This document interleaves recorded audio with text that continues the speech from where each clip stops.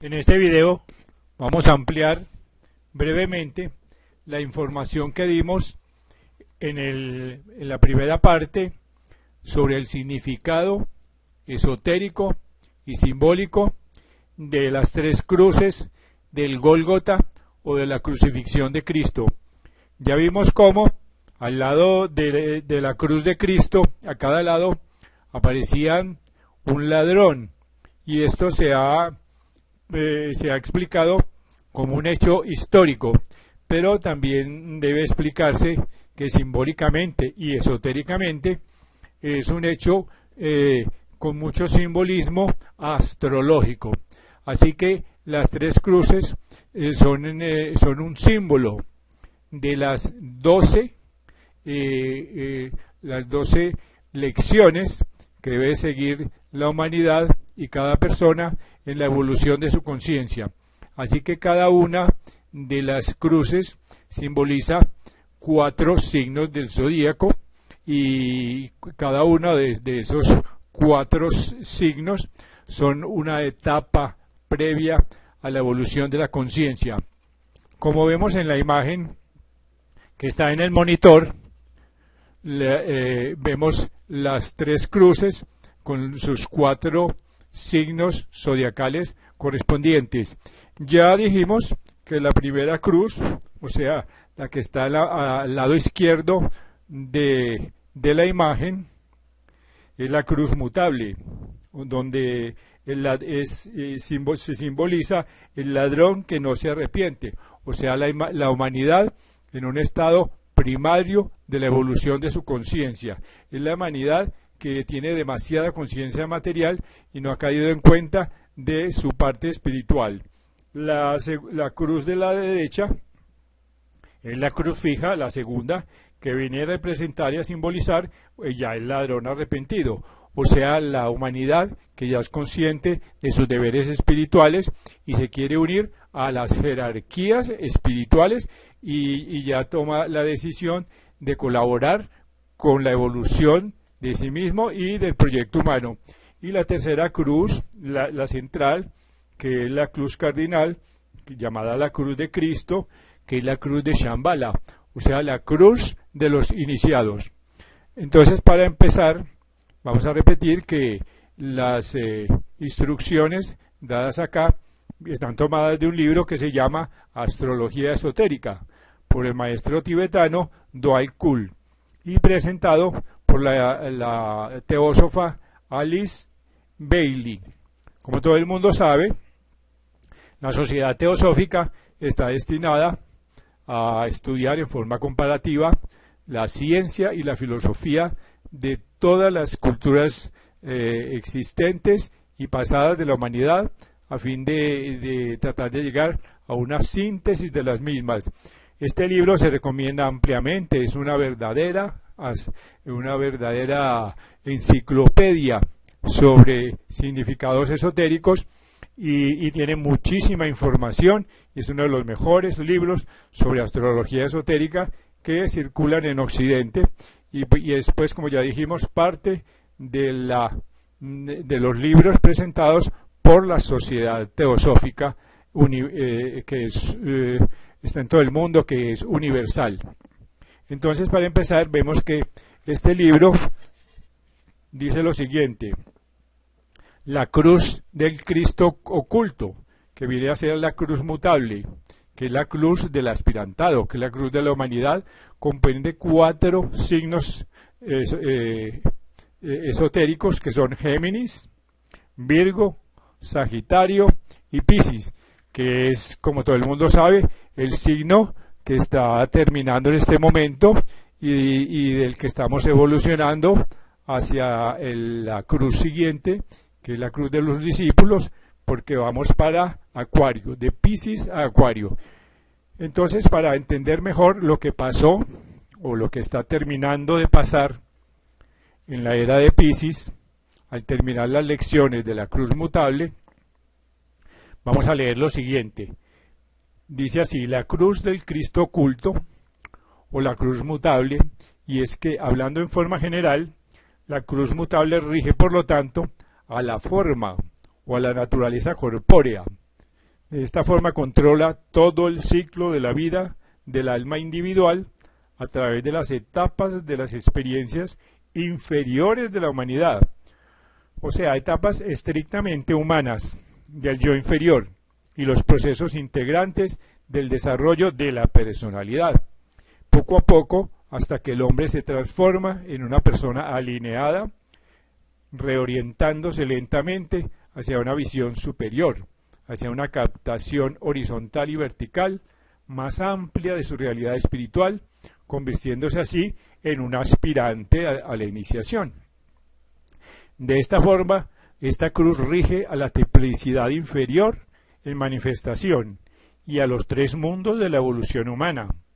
La cruz fija, pues, rige el alma, que ahora es consciente dentro de la forma humana y en los tres mundos, pero controla todo lo denominado los 5 mundos de la realización humana, o sea, 3 niveles de actividad humanos y 2 suprahumanos, es decir, la Trinidad inferior y la tríada espiritual.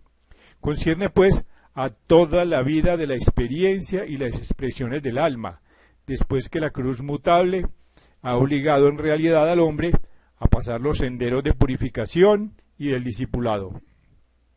Se relaciona también con la integración del alma y la personalidad y su total mezcla o fusión. Esta cruz cardinal, que es una más avanzada, rige la manifestación de la mónada en toda su gloria y belleza, ciclo de influencia que tiene 2 etapas. Una en que la mónada, o sea el alma, se expresa en los 6 planos de manifestación. Se expresa en sabiduría, en fuerza, belleza, por intermedio del alma y de la personalidad integradas. Esta etapa es relativamente breve. La otra, en que retirado y abstraído de todas esas formas del ser, el uno prosigue en un camino superior y pasa a reinos desconocidos hasta para los más elevados hijos de Dios en nuestra tierra. Podría decirse que esta cruz, la cruz mutable, la del Cristo oculto, constituye la influencia condicionante de ese gran centro planetario denominado el centro humano. La cruz siguiente, la cruz fija, constituye eminentemente la principal serie controladora de energías regentes, transmitidas por el centro denominado ya la jerarquía planetaria. Y por último, la tercera cruz, que es la cardinal, rige y condiciona, en forma desconocida para los hombres, ese gran centro planetario denominado Shambhala, que ya es la parte más evolucionada de la espiritualidad. Por lo tanto, se verá cuán grandioso es este tema. Permítase repetir que sólo quienes pueden pensar en términos de cualesquiera de las 3 totalidades mencionadas sabrán de lo que se habla. Las mentes menos capacitadas obtienen, sin embargo, una imagen o una visión de posibilidades trascendentales que también los ayudará a obtener una expansión de su conciencia, pero lo que se expondrá permanecerá en el nivel de lo momentáneamente, temporariamente inalcanzable.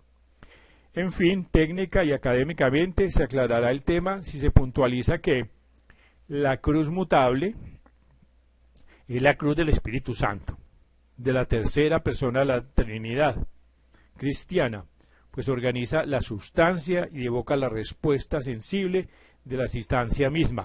Es una etapa previa, preparadora a la espiritualidad auténtica del proyecto humano.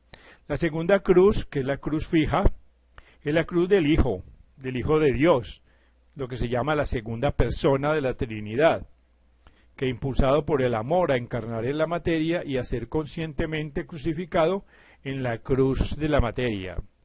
Y la tercera cruz, o sea, el tercer grupo de signos zodiacales, que es la cruz cardinal, es la cruz del Padre, la de los iniciados, o sea, la de Cáncer, Libra, Capricornio y Aries. Y representa pues al Padre, que es el primer aspecto de la Sagrada Trinidad, que envió al Espíritu Santo en su aliento, porque la mente de Dios visualizó un destino para la materia, y así ha alcanzado mucho tiempo en cumplirse, Ya cercano el momento, el Hijo cumplió la ley en colaboración con el Espíritu Santo, y esto en respuesta del hágase del Padre. Así que estas tres cruces, en su total manifestación, se relacionan con las tres energías básicas que trajeron a la existencia nuestro sistema solar, y constituyen las tres expresiones principales y sintéticas de la voluntad de Dios, de la voluntad suprema, que es motivada por el amor y expresada por la actividad. En estas cruces la capacidad de ver el todo, el propósito, el móvil, la expresión, la vida, la cualidad, la apariencia, se transforma y cambia constantemente. En la cruz mutable, en la primera, el hombre crucificado no ve nada. Sufre, agoniza, desea, lucha. Es algo así como la víctima aparente de las circunstancias, caracterizándose por una visión velada y unos anhelos incipientes que gradualmente toman forma hasta que alcanza la etapa de aquiescencia, de aspiración, y pasa a la segunda cruz. Luego ya está en la segunda cruz, en la cruz fija, que es la cruz de Tauro, Leo, Escorpio y Acuario, que es la era que está empezando en este momento. Se empieza a comprender la totalidad del propósito de la experiencia que se tuvo en la cruz anterior, en la cruz mutable, en la que la humanidad concierne, y se entiende que hay un propósito jerárquico que puede ser captado solo por el hombre que está dispuesto a ser crucificado en esa cruz. Se alcanza pues la etapa de la responsabilidad, de la autopercepción, de la correcta dirección. Su orientación es ahora espiritualmente vertical, lo que implica la incluyente también horizontal. En esta etapa se va adquiriendo forma en su conciencia el plan del Logos.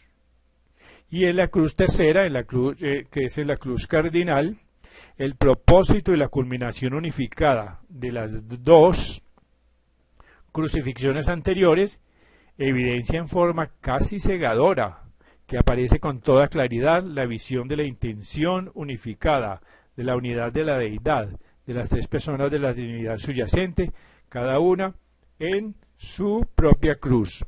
Este pues es una insinuación adicional a las nociones que dimos en el video primero. Sin embargo, ahora vamos a tratar de dar unas impresiones adicionales sobre la segunda cruz, que es la cruz del Cristo crucificado, que como dijimos era la cruz fija, la cruz del discípulo, la cruz de Tauro, Leo, Escorpio y Acuario, hacia donde nos dirigimos.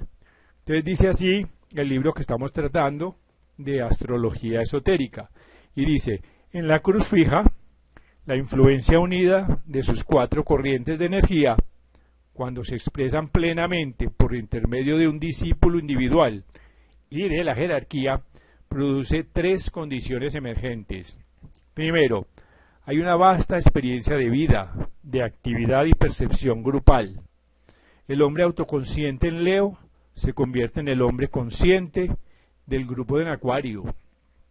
Segundo, surge en la conciencia del discípulo una visión del camino interminable, del cual el nirvana no es más que el principio. Y tercero, el ser humano reconoce su trabajo mediador, que es la tarea principal de la jerarquía, que media entre Shambhala y la humanidad, y así sabe que debe llevar adelante simultáneamente la tarea dual de invocación y evocación.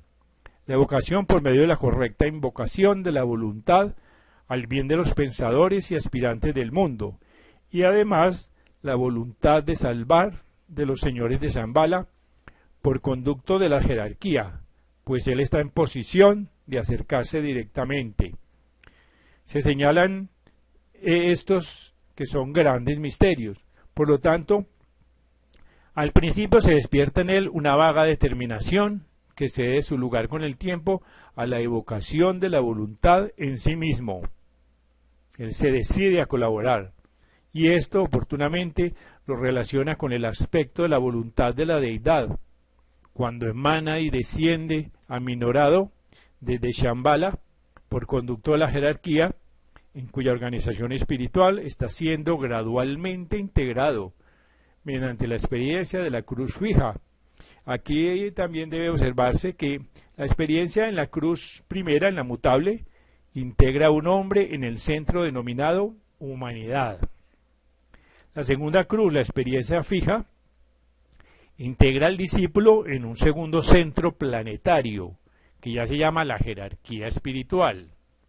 Y por último, la experiencia de la cruz cardinal integra al iniciado en el principal centro planetario que se denomina Shambhala, los jefes de las jerarquías espirituales.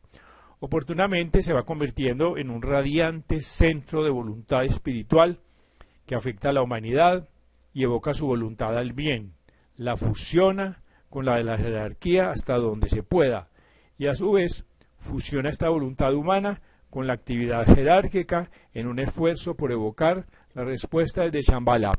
Es pues esta una descripción muy hermosa de lo que nos espera en cuanto a evolución de la conciencia en la era que estamos empezando de 2000 años, de la era de Acuario. Posteriormente, cuando terminemos los 4 trabajos de esta cruz fija, entraremos a la cruz cardenal, que ya seremos verdaderos iniciados en Cáncer, Libra, Capricornio y Aries. El libro que mencionamos dice lo siguiente con respecto a esta última cruz cardinal. Dice, es la cruz del Cristo resucitado. Y no podemos extendernos mucho sobre este tema, ya que sería inútil respecto a las condiciones que emergen en la conciencia del iniciado en esta cruz cardinal. Las palabras no tendrían ya significado. La mayoría de nosotros nos hallamos en un estado de transición en el que están estabilizando la voluntad individual y estamos tratando de expresarla como voluntad al bien. Quisiera que comprendieran profundamente que si están condicionados por la voluntad para la paz, significa que aún actúan en niveles emocionales y deberían pues trabajar con la primera estrofa de las invocaciones y darla a las masas. Si la voluntad al bien los influye y dirige, entonces a la tarea de despertar la aspiración de las masas se debe agregar la de evocar la respuesta a la necesidad mundial en los pensadores y aspirantes por medio de la segunda estrofa de las invocaciones que se dan en este libro, fusionando los dos acercamientos en un esfuerzo por evocar, por conducto de la jerarquía, la voluntad de salvar de Shambhala. Tenemos aquí pues una discusión, como ya dijimos, muy completa, muy bonita, sobre las etapas evolutivas de la conciencia.